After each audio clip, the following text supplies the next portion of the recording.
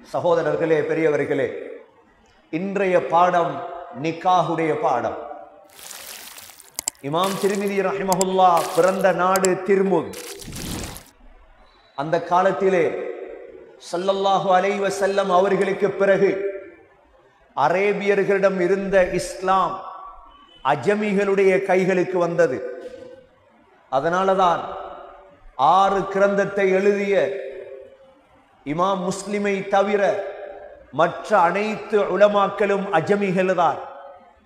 இமாம் புகாரி புகாராவை சேர்ந்தவர், ரஷ்யாவை சேர்ந்தவர் இமாம் புகாரி.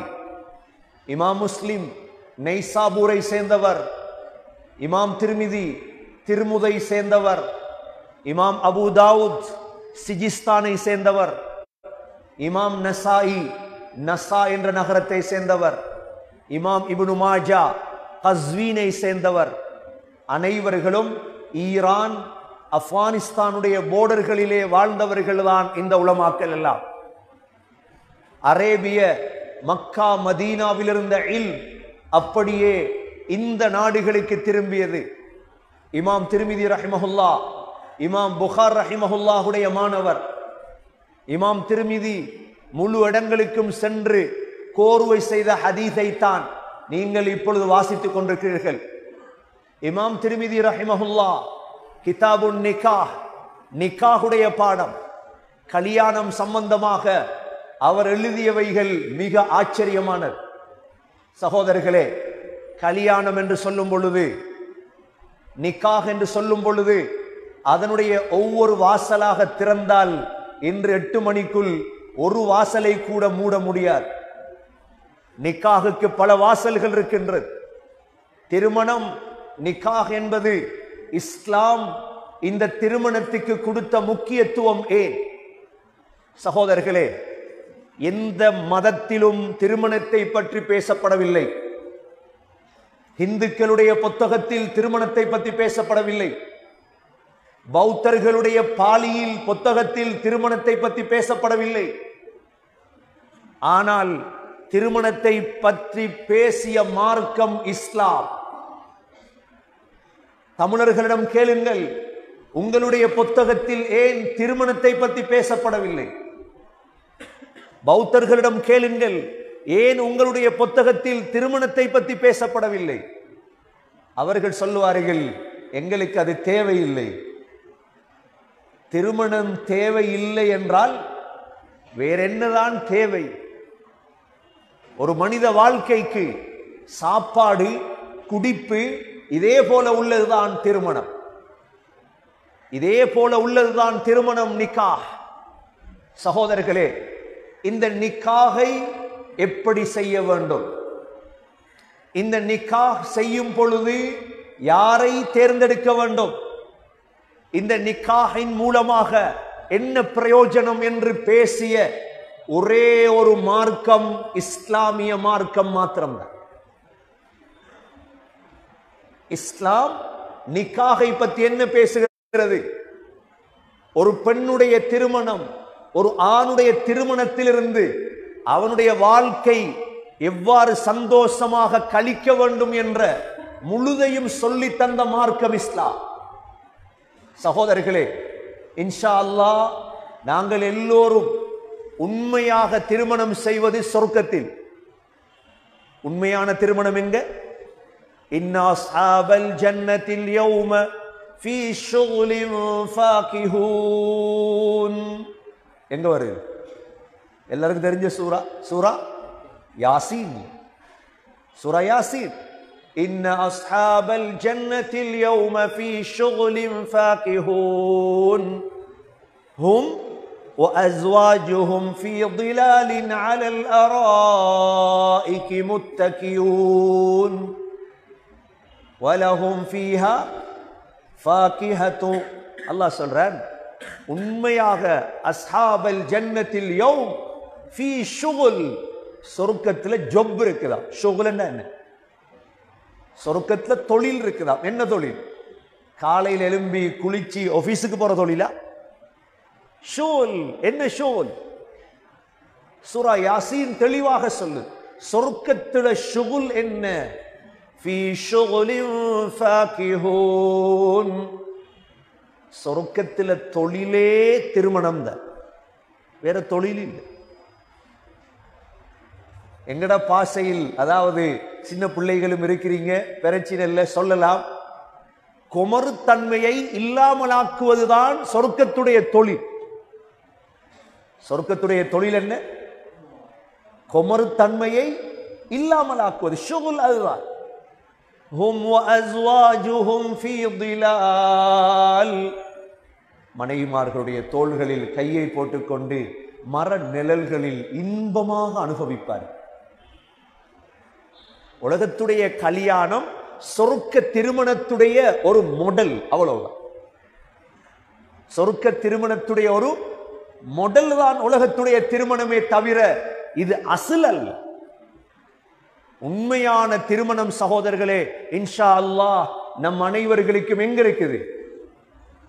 எங்க இருக்குது? அப்ப சொர்க்கத்தில் ஆண்கள் கூடையா பெண்கள் கூடையா? சொல்லுங்க பாப்போம், யாராவது ஒரு ஆள். சொர்க்கத்தில் யார் கூட? பெண்கள் தான் கூட. தஃப்சீருக்கு வந்தாக்கள் சொல்றாங்க, அவ்வளவுதான். மற்றவங்க ஆச்சரியமா இருக்காங்க, எப்படிடா சொர்க்கத்தில் பொம்பளைகள் கூடுறது? ரசூலுல்லாஹ் சொன்னாங்களே பெண்கள் அதிகமா நரகத்துல கண்டேன் அப்படின்னு. ஏன் பெண்கள் கூடேண்டா, ஒரு ஆளுக்கு 2 மனைவின்னு வச்சா யார் கூட சொர்க்கத்துல? யார் கூட சொர்க்கத்துல? நாங்க ஆம்பளைகள் ஒரு 10 லட்சம் பேர் போறோம் சொர்க்கத்துக்குள் வைங்க. ஒரு ஆளுக்கு எத்தனை மனைவி? 2 மனைவி என்றா எத்தனை பெண் இருக்கணும்? 20 லட்சம் பெண்கள் இருக்கணும். அப்ப சொர்க்கத்தில் ஆண்களை விட அதிகமானவர்கள் யார்? பெண்கள். உலகத்துடைய திருமணம் சகோதரர்களே ஒரு மாடல். உலகத்துடைய பெண்கள் ஒரு மாடல். சொர்க்கத்தில் இருக்கும் பெண்கள் இந்த பெண்கள் அல்ல. இந்த பெண்களின் முகம் இருக்கலாம், ஆனால் வித்தியாசம். உலகத்துடைய பெண்களுக்கு மாதம் மாதவிடாய் வரும். ஹவ்வா அலைஹிஸ்ஸலாம் சொர்க்கத்தில் இருக்கும் வரை மாதவிடாய் வரவில்லை. எப்ப உலகத்துக்கு இறங்கினாங்களோ வர தொடங்கிச்சு. சொர்க்க பெண்களுக்கு அல்லாஹ் சொல்றான், அஸ்வாஜும் முத்தஹ்ஹரா, பரிசுத்தமான பெண்கள்.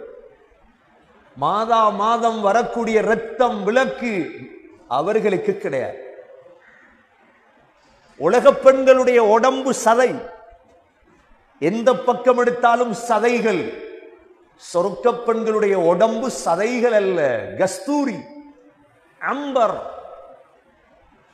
இடுப்பு வரை கஸ்தூரி, அம்பர், மிஸ்க், இவைகளால் படைக்கப்பட்ட உடம்பு. உலக பெண்களின் அழகு இருக்கும், அழகு இல்லாமல் இருக்கும். சுவர்க்க பெண்கள் அவ்வாறல்ல, எல்லோருமே அழகானவர்கள். அழகுக்கு ஒரே ஒரு ஹதீஸை சொல்லிட்டு நான் திருமணத்துக்குள்ள வருகிறேன்.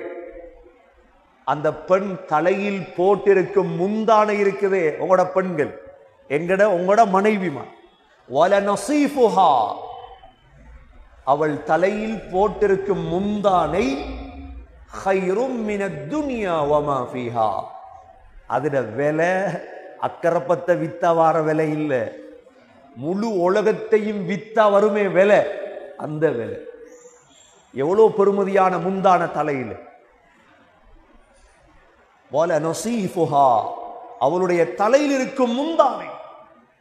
சகோதரர்களே, பெரியவர்களே, தாய்மார்களே, சகோதரிகளே, உலகத்துடைய திருமணங்கள் ஒரு சோதனை.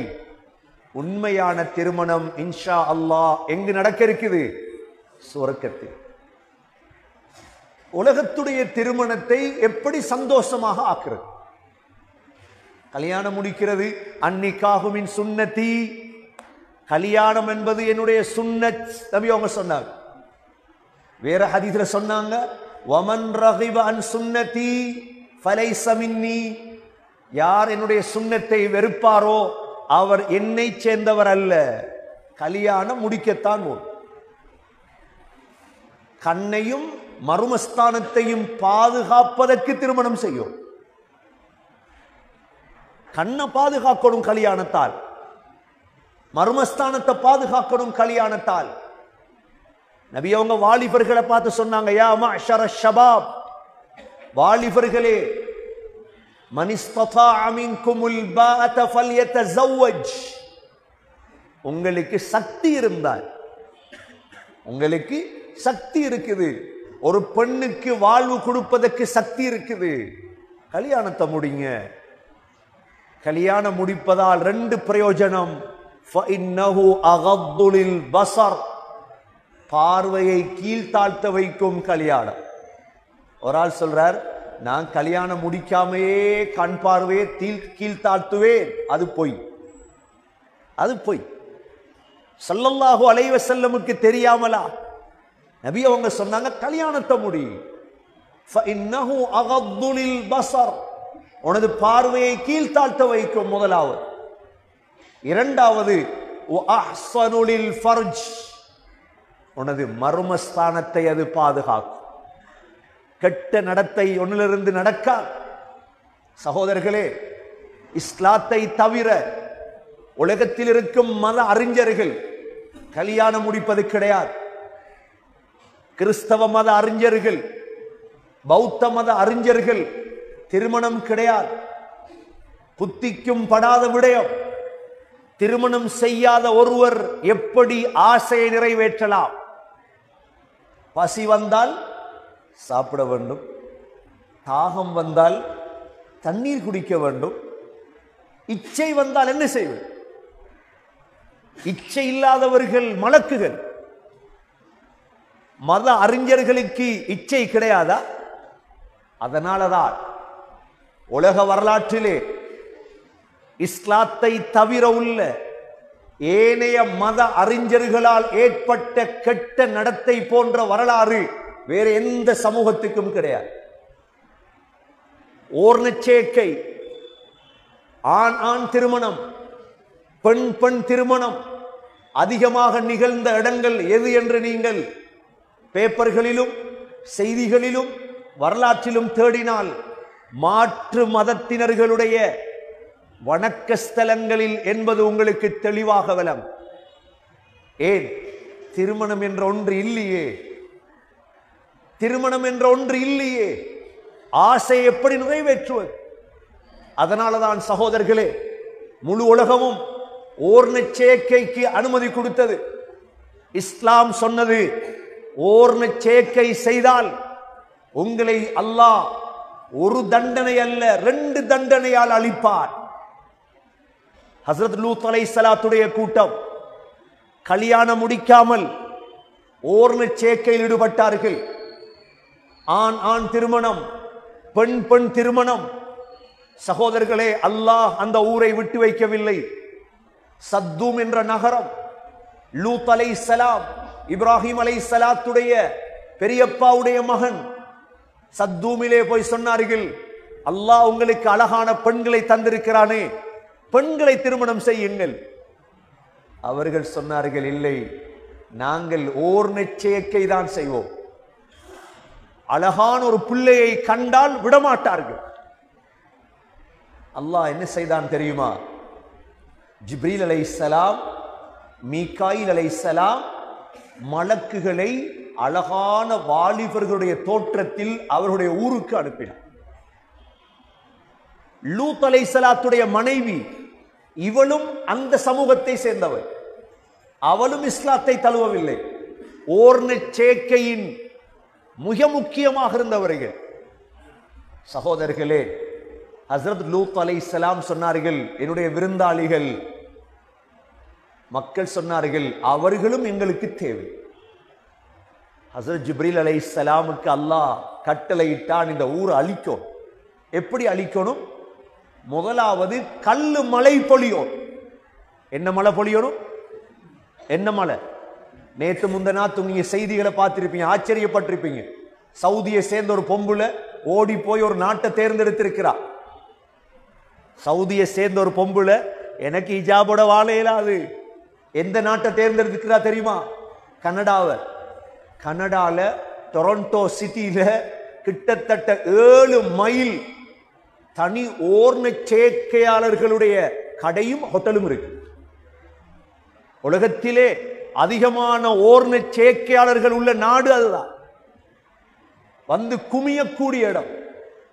எப்ப அல்லாஹ் அழிப்பான் என்று தெரியாது. அல்லாஹ் என்ன செய்தான்? ஒரு தண்டனை, கல்லு மழை பொழிந்தது. ஒவ்வொருத்தருடைய தலையிலும் ஒரு கல்லு. ஹஸரத் லூத் அலைஹிஸ்ஸலாம் ஊரை விட்டு வெளியானார்கள். மனைவியிடம் சொன்னார்கள், திரும்பி பார்க்காதே. மனைவி என்ன செய்தால்? கல்லு விழும் சத்தம் கேட்டதோடு திரும்பி பார்த்தால் அவளுடைய தலையிலும் ஒரு கல்லு விழுந்தது. கல்லு மழை பொழிந்தால் போதாதா? அல்லாஹ் விடவில்லை. அடுத்த தண்டனை, ஹஸ்ரத் ஜிப்ரீல் அலைஹிஸ்ஸலாமிடம் அல்லாஹ் சொன்னான், இந்த ஊரை தூக்கு. ஜிப்ரீல் அலைஹிஸ்ஸலாம் இறக்கையின் ஓரத்தால் அந்த ஊரை தூக்கினார்கள், தூக்கினார்கள், தூக்கினார்கள். எதுவரை தூக்கினார்கள் என்றால் வானத்தின் முகடு வரை தூக்கினார்கள். அந்த ஊரில் சேவல்கள் கூவும் சத்தத்தையும் நாய்கள் குரைக்கும் சத்தத்தையும் மலக்குகள் கேட்டார்கள். அவ்வளோ மேல தூக்கி அல்லாஹ் அப்படியே மத்த பக்கம் பெரட்ட சொன்னான் ஊரை. இன்னும் இருக்குது, போய் பார்க்கலாம். சென்ற வருடம் நானும் போயிருந்தேன் சத்தூம் என்ற நகரத்துக்கு பார்க்கிறதுக்கு. தண்ணி, உப்பு தண்ணி, எதை போட்டாலும் கீழே போகாது, மிதக்கும். அல்லாஹ் ஊரையே அழித்தார். கண்ணியமிக்க சகோதரர்களே, இவைகளை விட்டு பாதுகாப்பதற்குத்தான் இஸ்லாம் கல்யாணத்தை முடி. ஓர்ண சேர்க்கை சரி வராது. ஆண் திருமணம் நோய், பெண் பெண் திருமணம் நோய். ஆண் பெண் அஸ்வாஜா வஹலக்னாகும் அஸ்வாஜா, உங்களை ஜோடி ஜோடியாக படைத்திருக்கிறோம். ஆதம் அலைஹிஸ்ஸலாம், ஹவ்வா அலைஹிஸ்ஸலாம், எங்கட ஜோடி இருக்குது உலகத்துல. சகோதரர்களே, பெரியவர்களே, ஜோடியை எப்படி தேர்ந்தெடுக்குது? அதிகமானவர்கள் செய்யும் பிழை. நபி அவர்கள் சொன்னார்கள், துன்கஹுல் மர்அத்து லி அர்பஇன், ஒரு பெண் திருமணம் செய்யப்படுவாள் 4 நோக்கத்துக்காக. ஒன்று, ஒரு பெண்ணை தேர்ந்தெடுக்கும் பொழுது லிமாலிஹா, அவளுடைய செல்வத்துக்காக திருமணம் செய்யப்படும். பணக்கார பொம்புல வேறொன்றும் பார்க்கிறது. இவன் விழுந்துட்டார் வாழ்க்கை. இரண்டாவது, வலி ஜமாலிஹா, அழகுக்காக திருமணம் செய்யப்படும். இவனும் விழுந்துட்டான் வாழ்க்கை. மூன்றாவது, வலி ஹசபிஹா, பெரிய குடும்பம் என்பதற்காக திருமணம் செய்யப்படும். இவனும் வாழ்க்கையில விழுந்துட்டான். நாலாவது தான் வலி தீனிஹா, மார்க்கத்துக்காக திருமணம் செய்யப்படும். இவன் தப்பிட்டார். வாழ்க்கையுடைய சந்தோஷத்துல கைய வச்சிட்டார். மார்க்கத்தோடு செல்வம் இருக்கலாம், அழகு இருக்கலாம், குடும்பம் இருக்கலாம், பரவாயில்லை. ஆனால் மார்க்கம் இருக்கவன். அழகு இருப்பது குற்றம் அல்ல.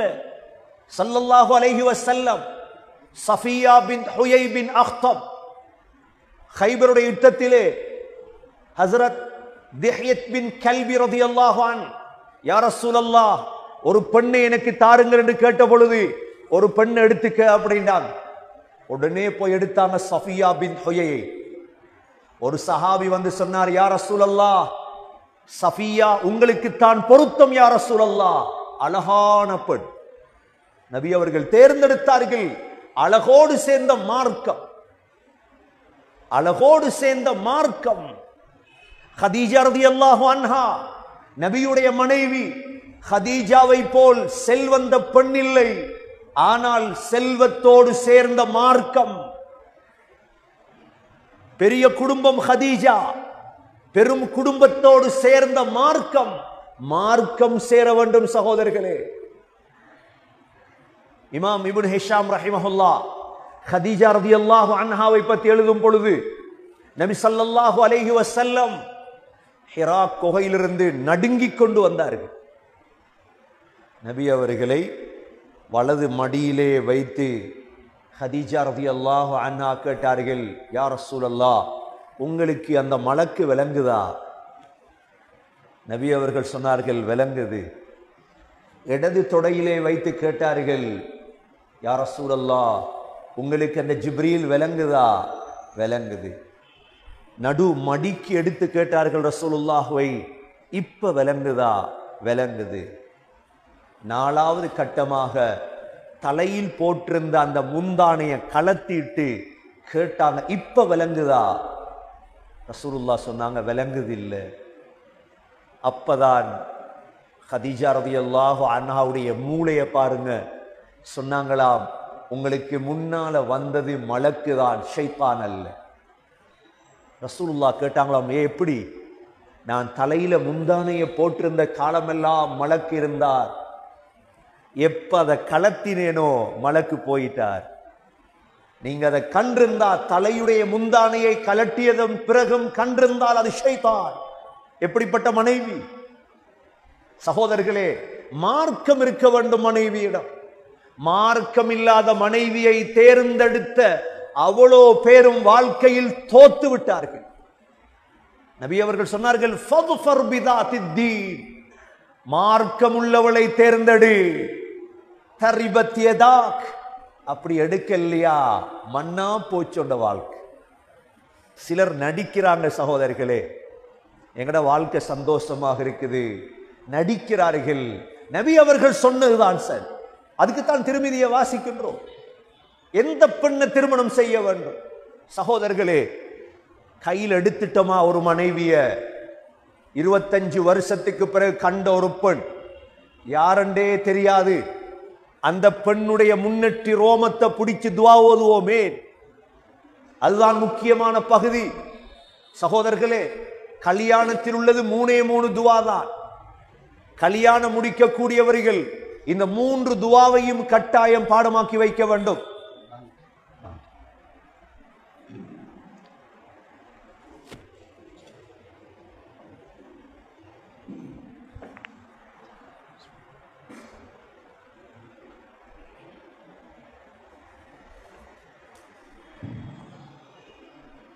اللهم صل على رسولك سيدنا محمد وبارك وسلم عليه. الله أكبر الله أكبر الله أكبر الله.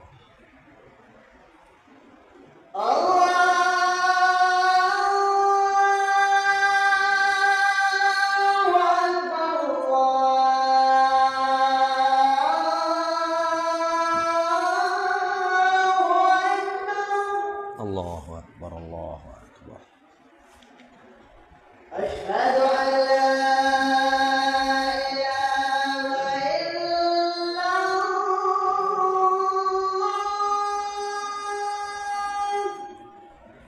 أشهد أن لا إله.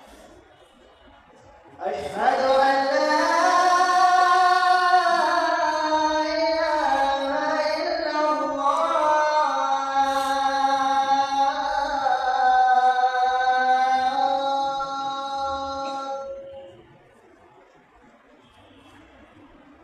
أشهد أن محمدا رسول الله.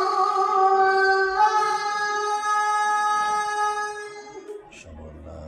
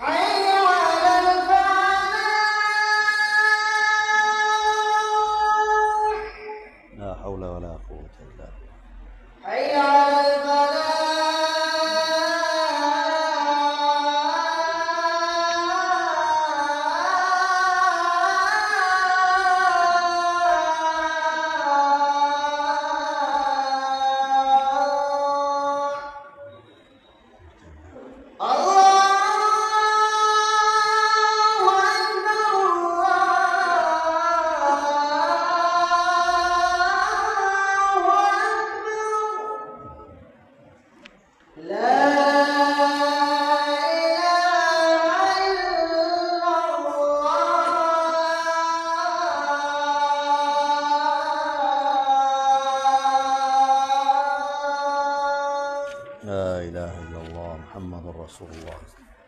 اللهم رب هذه الدعوة التامة والصلاة آت محمدا الوسيلة والفضيلة وابعثه مقام محمود وعدته ورزقه.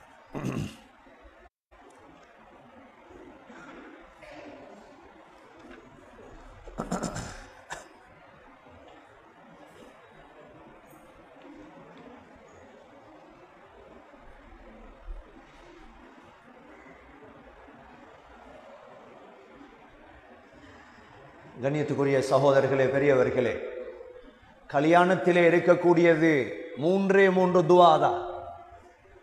ஒரு பெண்ணை புதிசாக கண்டதோடு அந்த பெண் எப்படிப்பட்டவள் என்றே உங்களுக்கு தெரியாது. ஏனென்றால் இஸ்லாத்திலே கிறிஸ்தவ மதத்தை போன்று இந்து மதத்தை போன்று சின்ன வயசிலே பழகி 30 வயதில் கல்யாணம் முடிப்பது இஸ்லாமிய முறை அல்ல. திருமண பேச்சுவார்த்தை நடந்ததற்கு பிறகு ஒரு பெண்ணை பார்ப்பது, அந்த பெண்ணுடைய குணங்களை பார்த்துவிட்டு திருமணம் நடக்கும்.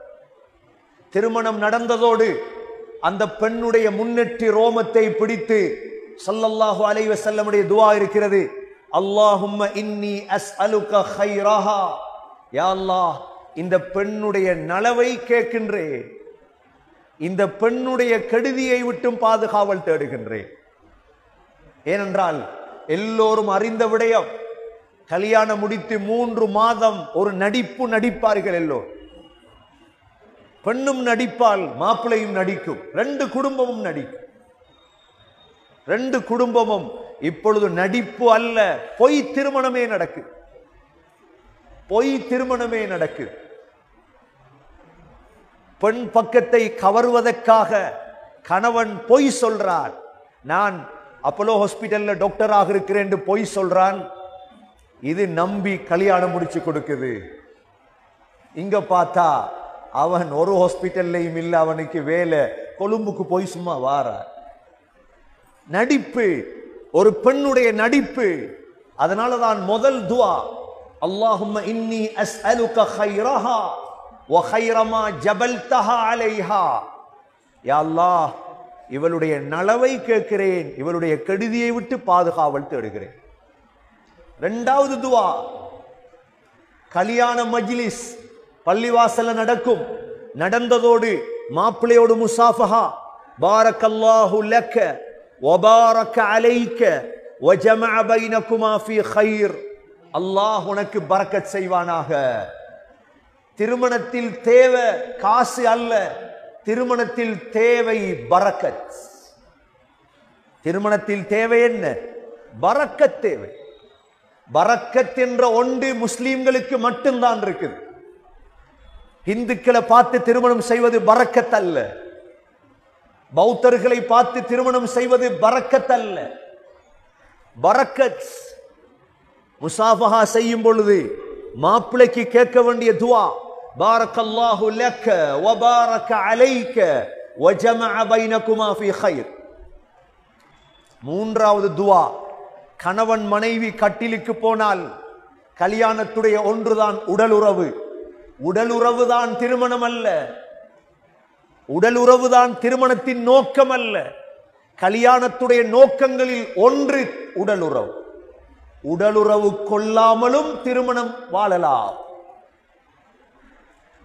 உடலுறவின் பொழுது 3வது துஆ, பிஸ்மில்லாஹ் அல்லாஹும்ம ஜன்னிப்னா ஷைத்தான் வ ஜன்னிபிஷ் ஷைத்தான மா ரஸக்தனா, யா அல்லாஹ் உன்னுடைய பெயரை கொண்டு இவளோடு உடலுறவு கொள்கிறேன், ஷைத்தானை விட்டு எங்களை பாதுகார் யா அல்லாஹ் என்று துஆ கேட்டால்தான் பிள்ளைக்கு நின்றால் ஷைத்தானும் சேர்ந்து ஒன்று சேராமல் பிள்ளை கிடைக்கும்.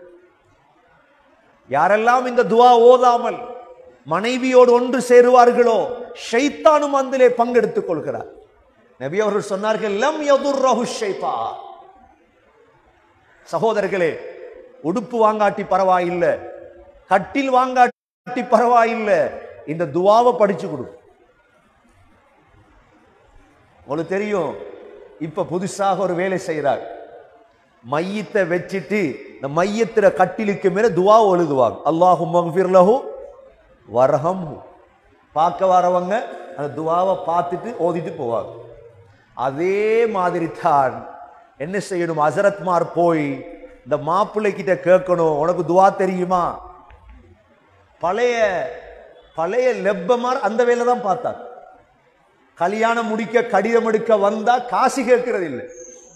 முழுக்குடைய பரந்த செல்லுவாப்ப முதலாவது என்ன கேட்கிறது, ஜுனுபுடைய பரந்த சொல்லு முதலாவது. குளிக்க போறிய நாளையிலிருந்து பரந்து தெரியாட்டி சரி, கணவன் மனைவி துவாவை சொல். துவா தெரியாட்டி என்ன செய்யணும் தெரியுமா?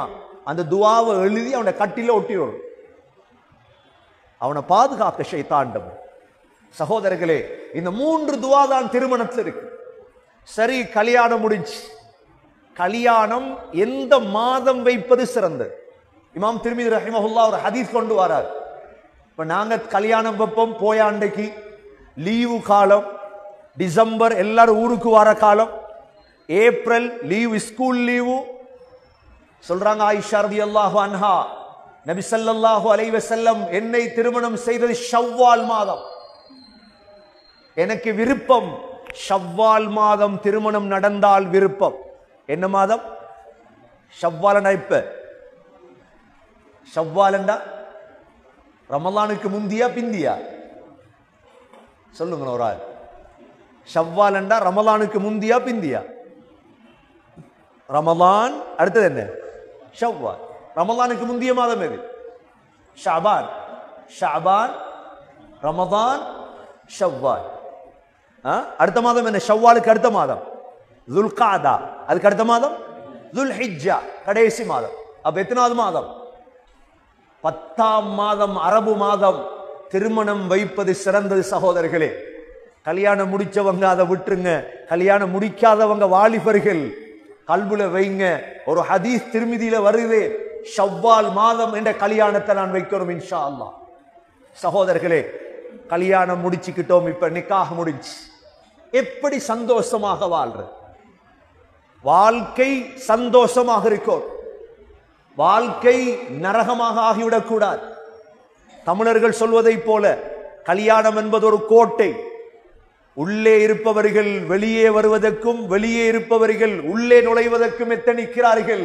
அது பொய். கல்யாணம் என்பது ஒரு கோட்டை. கல்யாணம் முடிச்சவன் எல்லாம் யோசிக்கானாம், ஏண்டா கல்யாணம் முடிச்சேன். கல்யாணம் முடிக்காத வாலிபர்கள் யோசிக்கிறாங்களாம், அடே கல்யாணம் ஒன்று அமையாதா? அல்ல, இது பொய். கல்யாணம் என்பது இன்பம். நபி ஸல்லல்லாஹு அலைஹி வஸல்லம் உடைய நுபுவத்துடைய ஆரம்பம் ஹதீஜா ரலியல்லாஹு அன்ஹாவுடைய மடி. நுபுவத்துடைய கடைசி யார மடி? ஆயிஷா ரலியல்லாஹு அன்ஹாவுடைய மடி.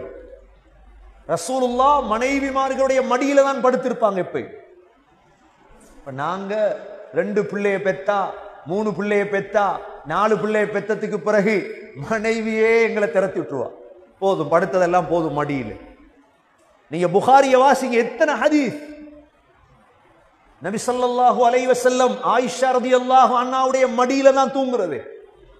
இல்லறம் இனிக்கணும். வாழ்க்கைண்டா, வாழ்க்கைண்டா இல்லறம் இனிக்கும்.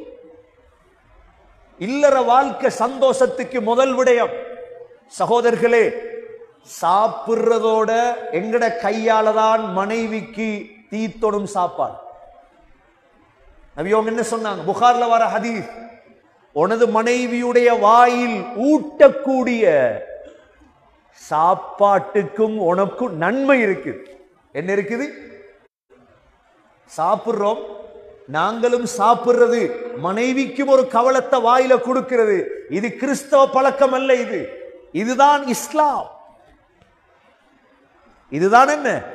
நீ உனது மனைவிக்கு தீத்தல்லண்டா யாருக்கு தீத்த போறாய்? உண்ட மனைவி உனக்கு தீத்தணும். வாழ்க்கை சந்தோஷம் முதலாவது.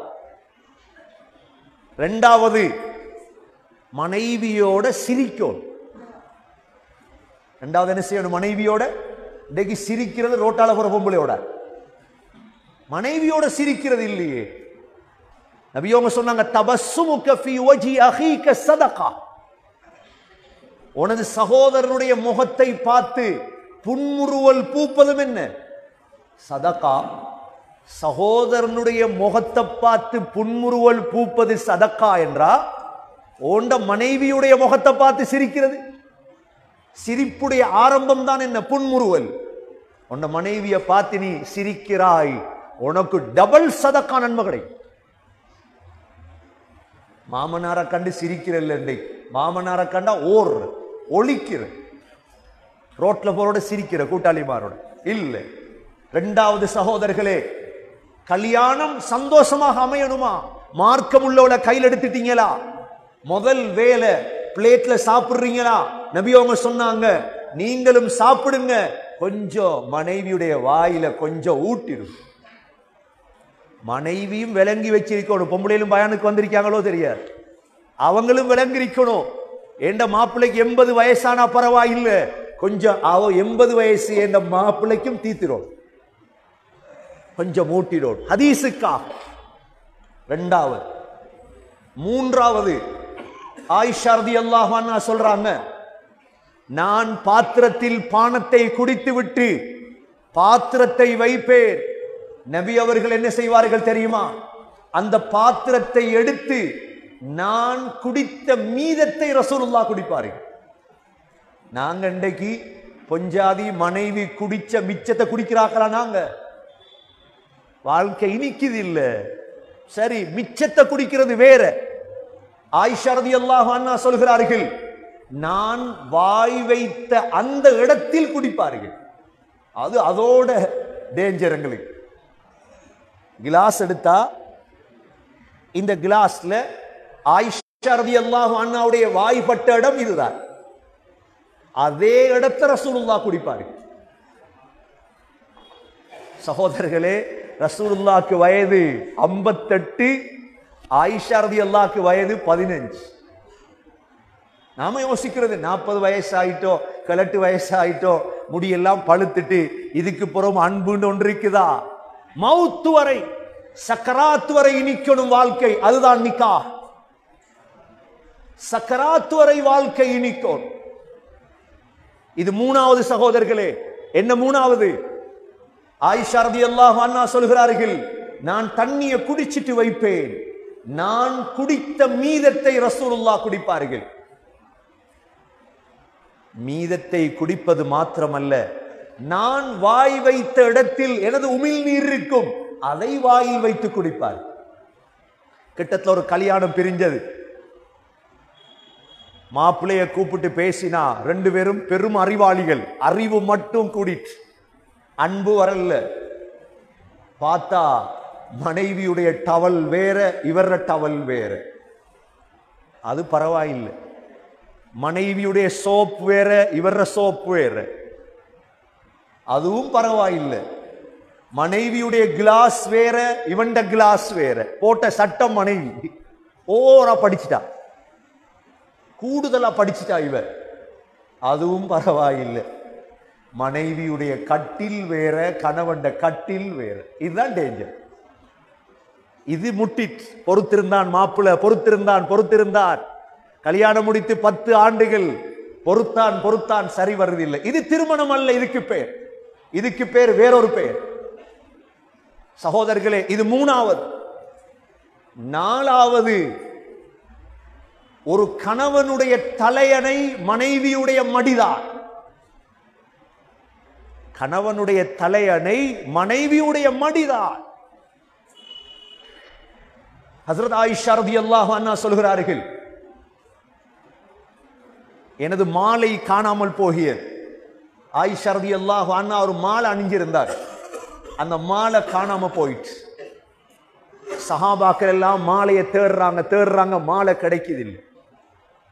யாரோ போய் அபூபக்கர் சித்திக் ரலியல்லாஹு அன்ஹு கேசுறாங்க, உண்ட மகளால தான் எங்களுக்கு பிரச்சனை, மாலையை காணத்து போட்டு எங்களுக்கு கஷ்டம். அபூபக்கர் ரலியல்லாஹு வாராங்க கோவத்தில். ஆயிஷாவை பார்க்க ரலியல்லாஹு அன்ஹா மகள் தானே வந்தாங்க, ஏசினாங்க, குத்தினாங்க, குத்தோண்டு இடுப்புல. சொல்றாங்க, எனக்கு உசும்பேலாது. ஏன் தெரியுமா? மடியில ரசூலுல்லாஹ். மடியில யாரு? ரசூலுல்லாஹ் மடியில படுத்துட்டு இருக்கிறார். ஏண்ட வாப்பா ஏசி போட குத்தினார் நெஞ்சில வந்து. நான் உசும்பவே இல்லை. யார் படுக்கார் மடியில? ஸல்லல்லாஹு அலைஹி வஸல்லம். எப்படி அன்பாக இருந்திருக்கு. சகோதரர்களே, மடியில தான் படுக்கும். யோசிக்கவன பள்ளியுள்ளுக்கு இதெல்லாம் பேசுறாரு. இதுதான் புகார்ல வர ஹதீஸ். வேற என்ன நாங்க பேச?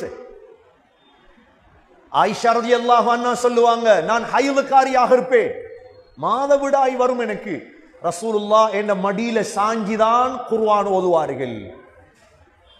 நமக்கு ஞாபகமே இல்ல மனைவிட மடியில சாஞ்சு, ஞாபகமே இல்லை. எங்கட வாழ்க்கை என்ன? அப்ப தொழுக மட்டும்தானா இஸ்லாம்? நோம்பு பிடிக்கிறது மட்டும்தானா இஸ்லாம்? ஹஜ்ஜி செய்யறது மாத்திரமா இஸ்லாம்? இதுவும் இஸ்லாம், இதுவும் இஸ்லாம். மடியில தூங்குறது சகோதரர்களே. சரி, மவுத்து வந்துட்டு என்ன செய்வாங்க? எங்கட பொம்புல தூக்கி மெதுவா தலானில வச்சிட்டு ஓரமாயிருவா. நடக்குமா இல்லையா? ஆயிஷா ரலியல்லாஹு அன்ஹா சொல்றாங்க, என்ற கணவருக்கு மவுத்துடைய சக்கராத், நான் என்ற கணவரை கையில ஏந்தி வச்சிருந்தேன், என்ற கழுத்துக்கும் மார்புக்கும் இடையில் தூக்கி வைத்திருந்தேன் மடியிலே. எப்படி இறக்கம் பாருங்க, இல்லறம் இனிக்குது பாருங்க. கையில தூக்கி வைத்திருந்தேன், என்ற கழுத்துக்கும் மார்புக்கும் இடையில் வைத்திருந்தேன். ரசூலுல்லாஹ்வை வைத்துக் கொண்டிருக்கும் பொழுது எனது தம்பி அப்துல் ரஹ்மான் ஒரு மிஸ்வாக்கை கொண்டு வந்தார். உடனே நபி அவரிடம் கேட்டேன், மிஸ்வாக் தேவையா? நபி அவர்கள் ஆம் என்றார்கள்.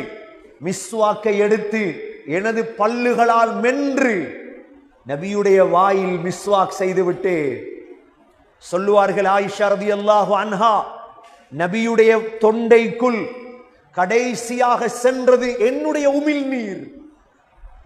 எங்கட வைஃப்ட பிரஷ் எடுத்து நாங்க பிரஷ் பண்ணுவோமா? எங்கட பிரஷ் எடுத்து எங்கட வைஃப் பிரஷ் பண்ணுவாவா? நடக்கவே மாட்டார். எங்கட இல்லறம் இது. எங்கட இல்லறம் இனிக்குதா கசக்குதா? எங்களுக்கு வீட்டை போக விருப்பமே இல்லை. சகோதரர்களே, ஆயிஷா ரலியல்லாஹு அன்ஹா சொல்கிறார்கள், கடைசியாக நான் தான் மிஸ்வாக்கை பல்லுகளில் மென்று கொடுத்தேன். ரசூலுல்லாஹ் மென்றார்கள், மிஸ்வாக் செய்தார்கள். அதற்கு பிறகு நான் கீழே வைக்கவில்லை, நெஞ்சோடு அணைத்து வைத்திருந்தேன் ரசூலுல்லாஹ்வை. நபி அவர்கள் கையை தூக்கினார்கள். அல்லாஹும்ம ரஃபீக்கல் அஅலா என்று சக்கராத்திலே சொன்னதற்கு பிறகுதான் நபியை அப்படியே வைத்து விட்டு எழும்பினேன். உயிர் பிரியும் வரை மடியிலே ஏந்தி வைத்திருந்தார்கள் ஸல்லல்லாஹு அலைஹி வஸல்லம். நாலாவது சகோதரர்களே, நாலாவது கல்யாணம் முடிக்கிறவங்களுக்கு சொல்லிக் கொடுங்க. இது முதலாவது சாப்பாட தீத்துங்க. இரண்டாவது புன்முறுவல் சிரிங்க மனைவி, கணவன் மனைவி. மூன்றாவது அவள் குடித்த மீதத்தை குடியுங்கள், அந்த இடத்தில் குடியுங்கள். நான்காவது மடியிலே தூங்குங்கள், மடியிலே தூங்கும் பழக்கம். இது நாலாவது சகோதரர்களே. ஐந்தாவது ஆயிஷா ரலியல்லாஹு அன்ஹா, உம்மு சலமா ரலியல்லாஹு அன்ஹா, மைமூனா ரலியல்லாஹு அன்ஹா, இந்த மூன்று பேரும் அறிவிக்கும் ஹதீஸ், நாங்களும் ரசூலுல்லாவும் குளிக்கிறது ஒண்டாத்தா. நாங்க எப்பயாவது மனைவியோட சேர்ந்து குளிச்சிருப்போமா? மனைவியோட சேர்ந்து பாத்ரூம்ல திறத்தி விட்டுருவா எங்களை, போ போ. நாங்க எடுப்போமா மனைவிய? திறத்தி விட்டுருவோம். இந்த மூன்று பேரும் சொல்றாங்க, நாங்க குளிக்கிறதே ஒரு பாத்திரத்தில தான். சகோதரர்களே, இல்லறம் இனிப்பதற்கு நாலாவது விடயம் இது. புகார்ல வரக்கூடிய தெளிவான ஹதீஸ். ரசூலுல்லாஹ் குளிச்சிட்டு இருக்கும் பொழுது சொல்லுவாங்களாம், மைமூனா எனக்கு கொஞ்சம் தண்ணியை வச்சிரு, குளிச்சு முடிச்சிடாத. மைமூனா குளிச்சிட்டு ரசூலுல்லாஹ்க்கு சொல்லுவாங்களாம், யார் ரசூலுல்லாஹ் குளிச்சு முடிச்சிடாதீங்க, தண்ணியை கொஞ்சம் வைங்க. ரெண்டு பேருடைய கையும் தண்ணிக்குள் விளையாடி கொண்டிருக்கும். ஷவர் இல்லையே அந்த காலத்துல, பக்கெட்ல கோப்பையிலான குளிக்கிறது, அள்ளி அள்ளி குளிக்கிறது. சகோதரர்களே, நீண்ட நீண்ட விடயங்கள். இதுதான் நிக்காஹ், இதுதான் நிக்காஹ். நிக்காஹுடைய பாடம் இதுதான். இல்லறம் இனிக்கோன். இது நாலாவது விடயம். ஐந்தாவது விடயம் சகோதரர்களே, நபி ஸல்லல்லாஹு அலைஹி வஸல்லம் எப்பொழுதும் வீட்டுக்குள் வந்தால் நபி அவர்கள் முதலாக செய்யற வேலை பிரஷ் பண்றது, மிஸ்வாக் செய். ஏன்? மனைவியோட உறவாடணும், என்னுடைய வாயுடைய வாசனை அவளுக்கு விளங்கக்கூடாது. அதிகமான மாப்பிள மாற வாய் வாசனை பொல்லாதது, அதிகமான பெண்களுடைய வாய் நாத்தம் பொல்லாதது. இல்லற வாழ்க்கை திருமணம் இனிக்கணுமா? ரசூலுல்லாஹுடைய முறை, எப்ப வீட்டுக்குள் வந்தாலும் நபி அவர்கள் முதலாக செய்யறது என்ன? மிஸ்வாக்க செய்வாங்க.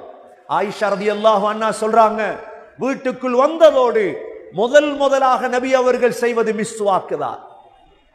அஞ்சாவது சகோதரர்களே, ஆறாவது, நபி ஸல்லல்லாஹு அலைஹி வஸல்லம் தன்னை அலங்கரிப்பார்கள். மனைவிக்காக தன்னை அலங்கரிப்பார்கள். அலங்கரிக்கேலுமா?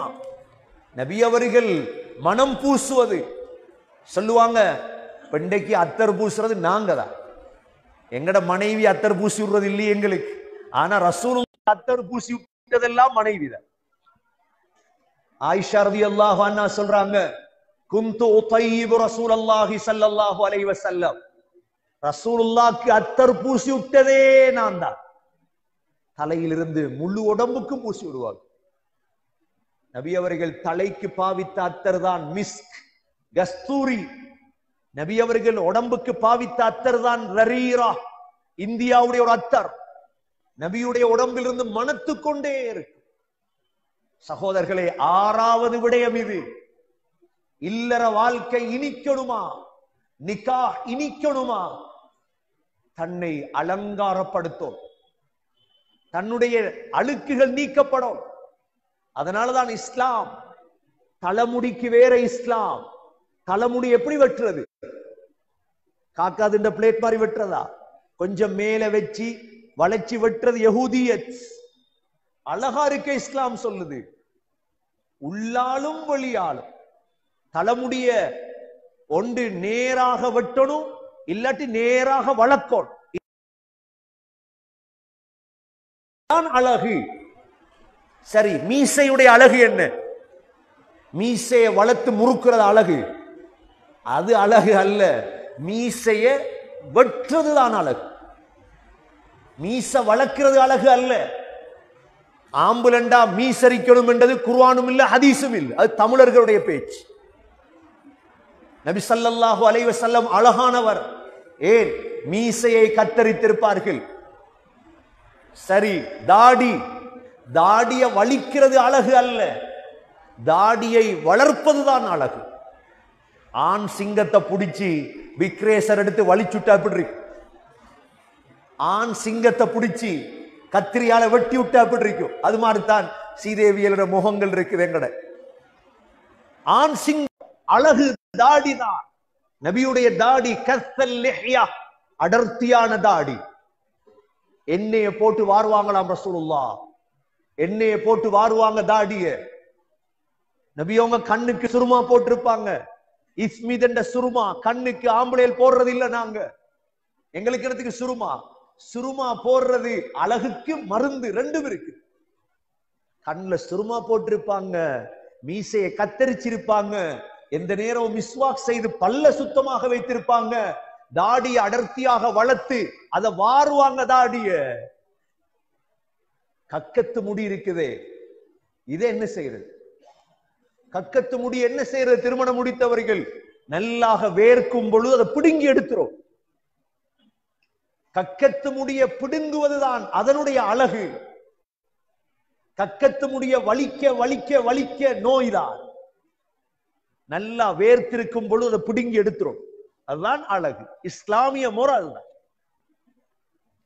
சகோதரர்களே, மருமஸ்தான முடி இருக்கிறதே, இதை வளர விடக்கூடாது. உங்களுக்கும் சொல்ல வேண்டிய ஆகப்பெரிய உபதேசம், அது ஆண்களோ பெண்களோ, மருமஸ்தான முடியை வலிச்செடுத்துரும். ஆக கூடிய காலம் 2 கிழமை, 2 கிழமைக்கு மேல வளர்த்திடப்படாது. ஆக கூடுதல் 40 நாளைக்கு மேல வளர்க்க கூடாது, வலிச்சிரோனோ. ஹல்குல் ஆனா. ஏன்? இஸ்லாம் விரும்பக்கூடியது சுத்தத்தை. நபி அவர்கள் நமக்கு காட்டியது அதைத்தான். வளர்த்தீங்களோ, ஏனைய மதங்களில் இது பேசப்படவில்லை. இஸ்லாம் மட்டும்தான் பேசி இருக்குது. அதிலிருந்துதான் நோய் ஆரம்பம். ஒரு மனிதன், ஒரு ஆண், ஒரு பெண் மர்மஸ்தான முடியை வலிக்கவில்லை என்றால் அதற்குள் ஒரு பேன் உருவாகிறது, நீல நிறமான பேன். எப்பொழுதெல்லாம் நீங்க டாய்லெட் போய் கழுவுவீர்களோ அந்த பேன் நகங்களுக்குள் ஒட்டிக் கொள்கிறது, நகங்களில் ஒட்டிக் கொள்கிறது. சாப்பிடும் பொழுது சாப்பாடால் வயிறுக்குள் செல்கிறது.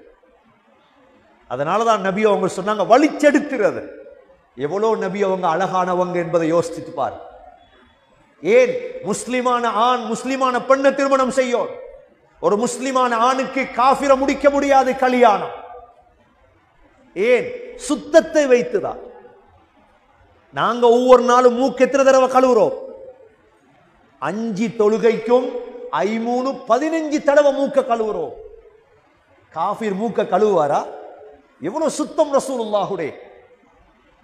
திருமணம் முடிக்கக்கூடியவர்களின் இல்லற வாழ்க்கை இனிக்கணுமா? அழகாக இருக்கும், தலைமுடி அழகாக இருக்கணும், மீச அழகாக இருக்கணும், தாடி அடர்த்தியான அழகாக இருக்கணும், கக்கத்து முடிகள் பிடுங்கப்பட்டதாக இருக்கணும், மர்மஸ்தான முடிகள் வலிக்கப்பட்டதாக இருக்கும். சகோதரர்களே, இது 7வது அம்சம். ஹசரத் அப்துல்லா பின் அப்பாஸ் பெரிய தஃப்சீருடைய ஆலிம் சொல்லுவாராம், எப்படி ஒரு பெண் உனக்காக அலங்கரிக்கிறாளோ அவளை நீ அவளுக்காக உன்னை அலங்கரித்துக் கொள். இவர் பொன் பார்க்க போறார். பொன் வந்து கொக்கு மாதிரி இருக்கணும், பொன் வந்து கிளி மாதிரி இருக்கணும். இவர் மோத்த கழுகிறதும் இல்ல, கரும்பலக மாதிரி இவர முகத்தை கழுகிறதும் இல்ல, சுத்தமும் இல்ல, மீசையை வெட்டுறதும் இல்ல, தாடிக்கு என்ன போடுறதும் இல்ல. இவருக்கு பொன் அது கிளி குஞ்சு மாதிரி இருக்கும். இவரை கொஞ்சம் கண்ணாடியில பார்த்தா தான் தெரியும் இவர் யார்.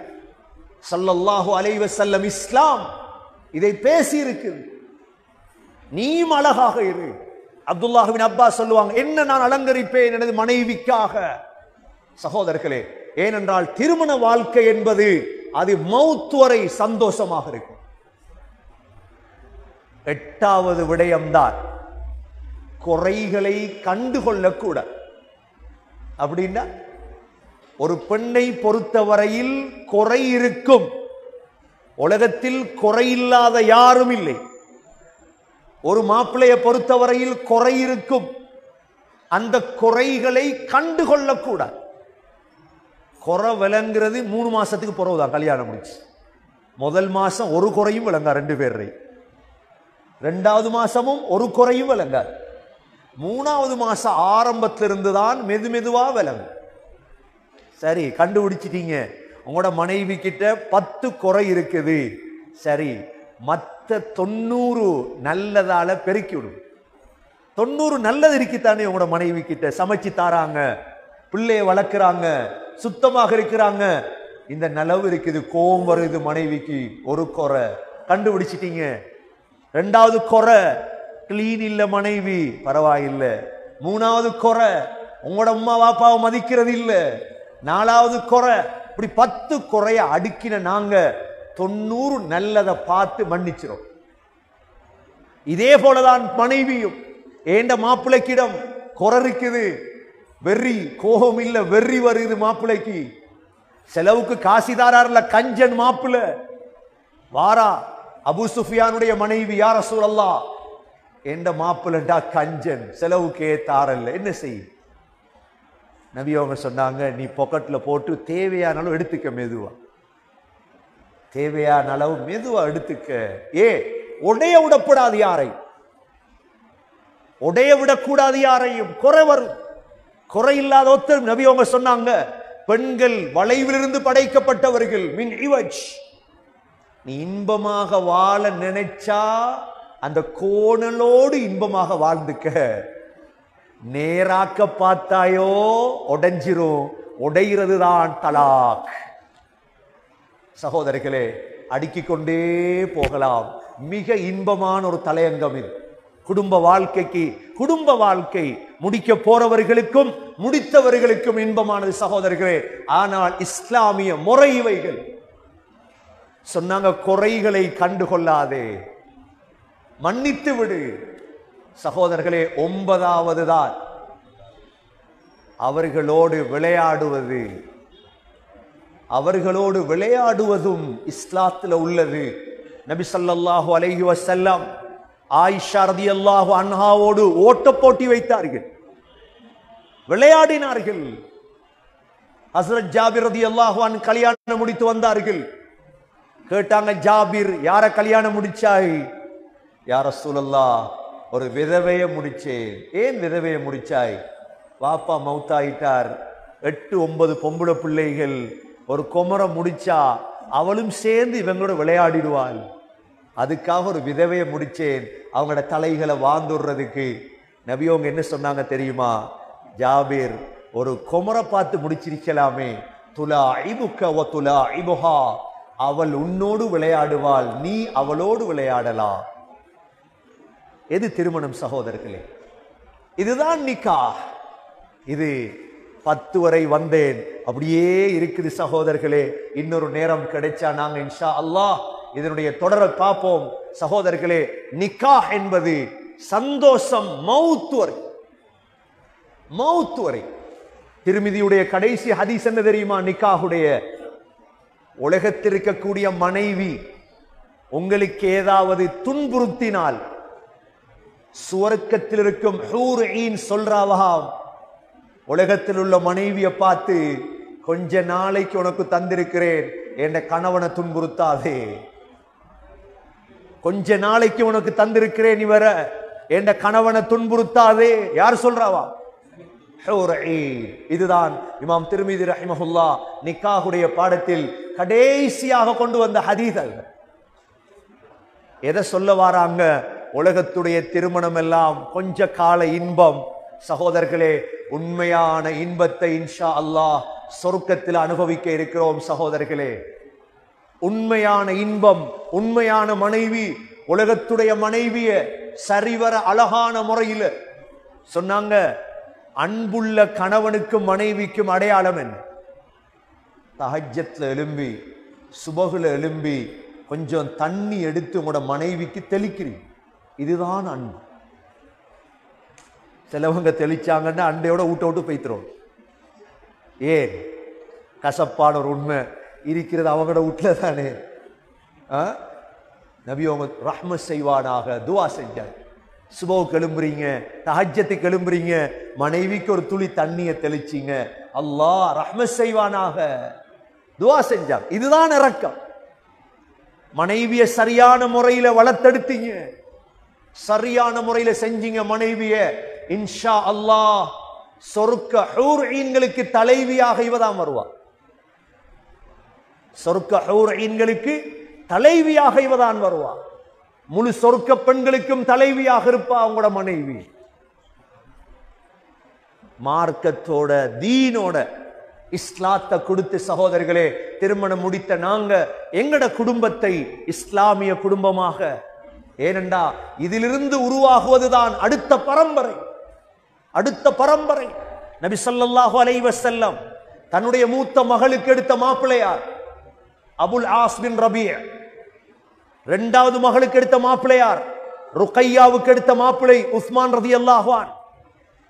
ருக்கையா மௌத்தானதற்கு பிறகு உம்மு குல்சூமை கல்யாணம் முடித்து கொடுத்தார்கள். மூன்றாவது மகளையும் உஸ்மான் ரலியல்லாஹு அன்ஹு அவர்களுக்கு. உம்மு குல்சூம் மௌத்தான பொழுது சொன்னார்கள், உஸ்மான், இன்னொரு மகள் இருந்தால் அந்த மகளையும் உனக்குத்தான் முடித்து தருவேன். கடைசி மகள் ஃபாத்திமா ரலியல்லாஹு அன்ஹாவுக்கு எடுத்த மருமகன் யார்? அலி இப்னு அபீ தாலிப்.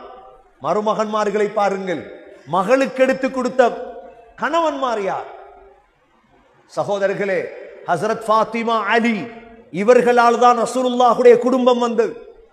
ஜைனப் அபுல் ஆஸ் பின் ரபீக்கு ஒரு பொம்பளை பிள்ளை பிறந்தது. அந்த பிள்ளையுடைய பேர் தான் உமாமா. உமாமா இந்த பிள்ளை வயது வந்த பொழுதுதான் ஹஸ்ரத் ஃபாத்திமா ரலியல்லாஹு அன்ஹா மௌத்தானார்கள். ஃபாத்திமா ரலியல்லாஹு அன்ஹாவுடைய மௌத்துக்கு பிறகு அலி ரலியல்லாஹு அன்ஹு இந்த உமாமாவை கல்யாணம் முடித்தார்கள்.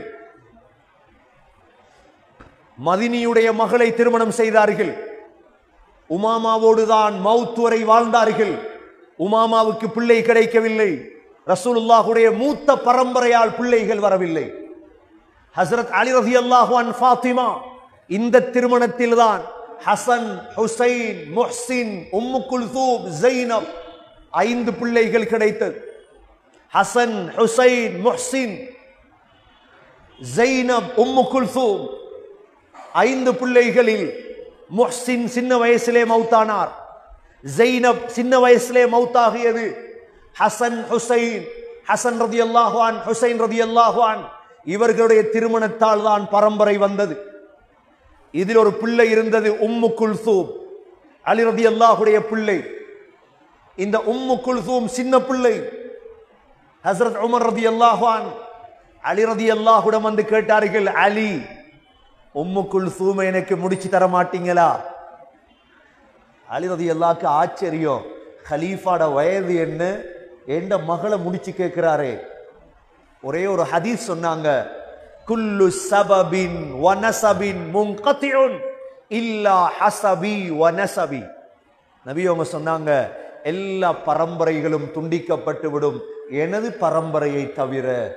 அதனால தான் அலி, ரசூலுல்லாஹ்வோட பரம்பரையிலுக்கு நான் வரணும், அதனால உங்களோட மகளை முடிச்சுட்டாங்க. அல் ரலியல்லாஹுக்கு விளங்கிட்டு உமர் ரலியல்லாஹுவோட நோக்கம் என்ன? நான் சொன்னேனே ஆரம்பத்தில், கல்யாணத்துடைய நோக்கம் உடலுறவு மாத்திரமல்ல. கல்யாணத்துடைய நோக்கம் உடலுறவு மாத்திரமல்ல, ரசூலுல்லாஹுடைய குடும்பத்துக்குள் பூர வேண்டும். உமர் ரலியல்லாஹுடைய நோக்கம். அலி ரலியல்லாஹு அன்ஹு ஹசன், ஹுசைன் ரலியல்லாஹு அன்ஹு அவங்களை கூப்பிட்டு சொன்னாங்க, உமர் ரலியல்லாஹுக்கு தங்கச்சியை முடிச்சு கொடுங்க. 2 பேரும் சொன்னாங்க முடியாது. அல் ரலியல்லாஹு அன்ஹு சொன்னாங்க, முடிச்சு கொடுக்காட்டி நான் பேச மாட்டேன். சகோதரர்களே, கடைசி காலத்தில் உம்மு குல்தூம் உமர் ரலியல்லாஹுடைய திருமணம் நடந்தது. கண்ணியமிக்க சகோதரர்களே, இந்த திருமணம் தான் எதிர்காலத்தில் பெரும் பரம்பரைகளை, சாலிஹான பிள்ளைகளை, நல்ல குடும்பங்களை உருவாக்குவதற்கு காரணம் நிக்காஹ். அதனாலதான் நிக்காஹ் தூய்மையாக இருக்க வேண்டும், நிக்காஹ் பரிசுத்தமாக இருக்க வேண்டும், நிக்காஹ் சந்தோஷமாக இருக்க வேண்டும். மவுத் வரை கரம் பிடித்த மனைவியை, மனைவிமார் கரம் பிடித்த கணவன்மார்களை மவுத் வரை சந்தோஷப்படுத்த வேண்டும். சகோதரர்களே, அதைத்தான் இஸ்லாம் எங்களுக்கு சொல்லித் தருகிறது.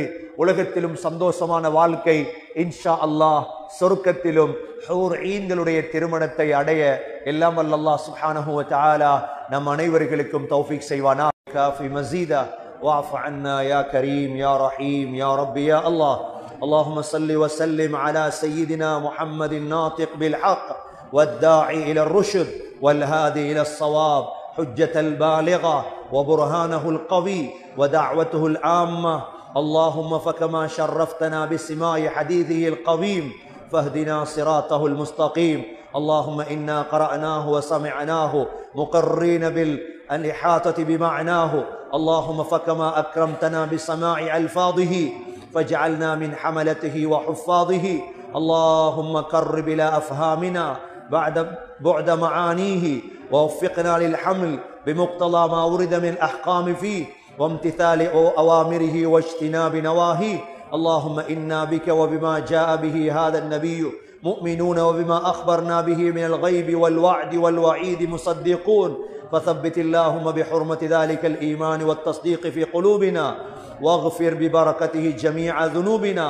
اللهم أوصل ثواب ما قرأناه من كلامك العزيز إلى حضرة روح سيدنا محمد صلى الله عليه وسلم، ثم إلى إخوانهم الأنبياء والمرسلين، ثم إلى أرواح جميع الصحابة والتابعين والمحدثين، ثم إلى روح الإمام أبي عيسى محمد بن عيسى الترمذي رضوان الله عنهم أجمعين. ربنا آتنا في الدنيا حسنة وفي الآخرة حسنة وقنا عذاب النار. திருப்பி ரஹ்மான், எங்களுடைய பாவங்களை மன்னிப்பாயாக, நம்முடைய தாய்ந்துடைய பாவங்களை மன்னிப்பாயாக, மனைவி மக்களுடைய பாவங்களை மன்னிப்பாயாக. யா அல்லாஹ், உலக வாழ்க்கையில் சந்தோஷமாக வாழ தௌஃபீக் செய்வாயாக, உலக வாழ்க்கையை இன்பமான வாழ்க்கையாக ஆக்குவாயாக, ஆகிரத்துடைய வாழ்க்கையும் சந்தோஷமாக ஆக்குவாயாக, ஈமானோடு யகீனோடு வாழ தௌஃபீக் செய்வாயாக, ஹிதாயத்தை நசீபாக்குவாயாக. இந்த திருமிதியை வாசிப்பதை போன்று வாழ்க்கையில் எடுத்து நடக்க தௌஃபீக் செய்வாயாக.